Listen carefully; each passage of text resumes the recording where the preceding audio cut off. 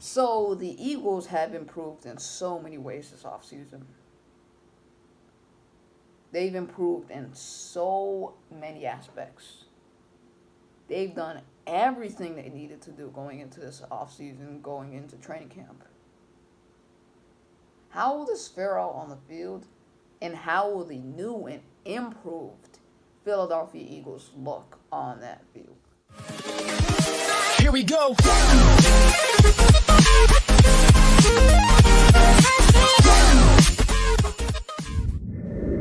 Yo, YouTubers poppin', it's your boy Big Play Slay here, coming back with another video. So, this is a video talking to you guys about the new and improved Philadelphia Eagles. I'll be giving my thoughts and just my breakdown on what this team looks like. Before we jump into this video, can you like this video? As it does help the channel, as it does help the content grow to other people. I have been seeing people from other places like the Philippines and stuff, like from other places, and that's awesome to me. That's how I know I'm doing good. But yeah, subscribe, go check me out on Twitter and IG. Please do all of that, and also turn those bells on, so when I upload a video or go live, you'll be instantly notified. Let's jump into this video. Alright, so the Eagles have improved in a lot of aspects on this team. When it comes to just looking at this team, the way you figure it out, they've done a lot. The Eagles have improved aspects at receiver by adding Devontae Smith. They added Travion Grimes. I don't know if he's still on the team, but yeah, that was a good addition. But hopefully he's healthy going into training camp. But yeah, at wide receiver, they've had depth. They've added depth at receiver. It's not going to be Smith, Fulgham, and Rager every single time. Now it's going to be Watkins and Hightower also in the mix, and Greg Ward. So it's going to be 6 receivers on this team instead of just like 5 or 4.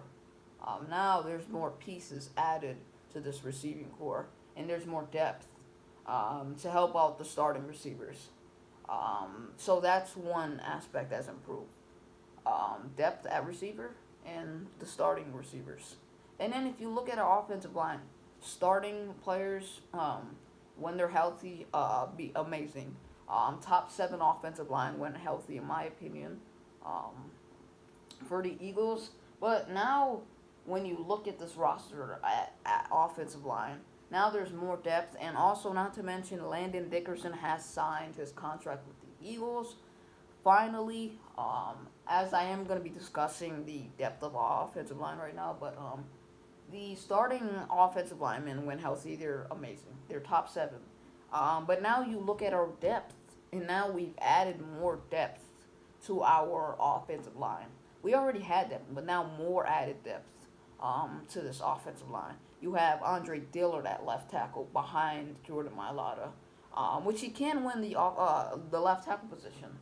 So either way, one of those guys are going to be backing up each other, whether it be Mailata or Dillard. It's probably going to be Dillard, but yeah, if you look at our right guard position, you have Brandon Brooks. You also have Herbig. You got, well, not the way, he's the right guard, yeah. You have Herbig, Landon. You have Seumalo, starting Seumalo. You have Landon. You have Luke Jurega. You have Jack Driscoll, and you have so many guys that can do so much for this team at the offensive line position. There's more depth at offensive line. And it's not just a bunch of offensive linemen that are not healthy. Now there's more depth and more experience for the younger guys that played last year at offensive line. Now they actually have a chance to go out there with more experience and knowledge of the game.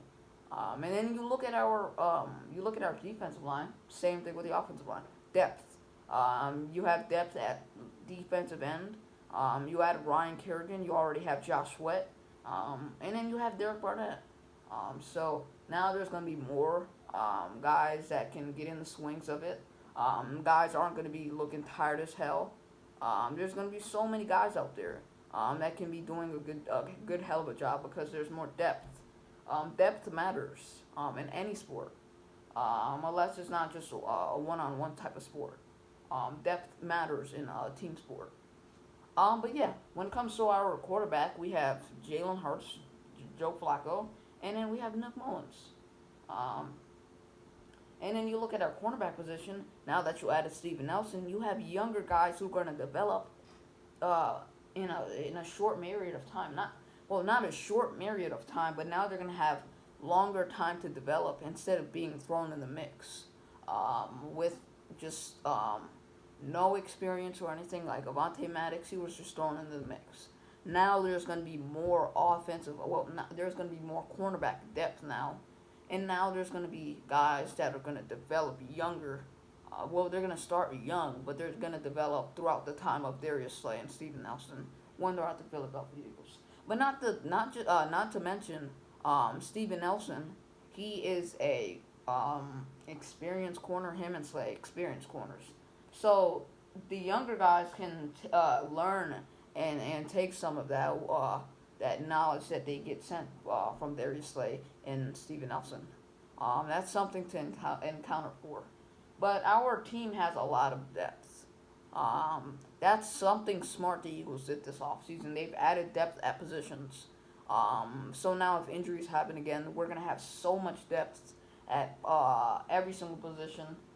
We have running back depth, we have quarterback depth, we have offensive line depth, D-line depth, linebacker depth, cornerback depth, so on and so forth, etc. But yeah, this team is improved. They are looking clean. They are looking new and improved. I can't wait to see this team in action. But yeah, I'm gonna end this video off right here. Let me know your guys' thoughts on the new and improved Philadelphia Eagles. And yeah, your boy's out. Peace.